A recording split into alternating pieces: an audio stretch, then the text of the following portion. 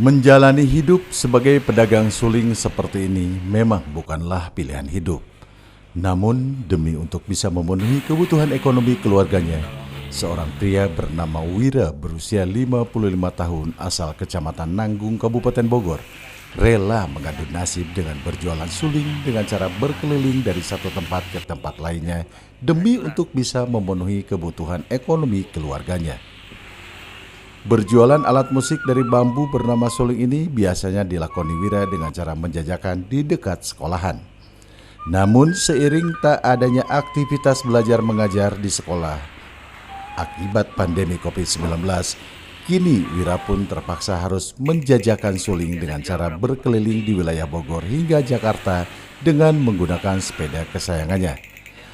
Selain demi untuk memenuhi nafkah keluarganya, berjualan suling bambu ini rela dilakoni oleh Wira dengan kondisi pas-pasan demi untuk bisa terus melestarikan musik khas Sunda yang terbuat dari bahan bambu kepada para generasi muda.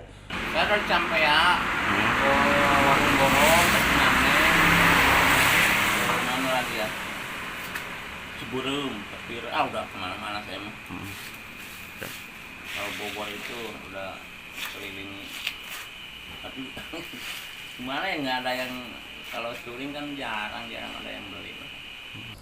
Selain suling, Wira pun kerap kali menjajakan mainan anak-anak tempo dulu yang terbuat dari bambu, seperti kolecer dan fluid bersuara burung. Menjalani hidup seperti ini memang terasa sangat berat untuk dijalani.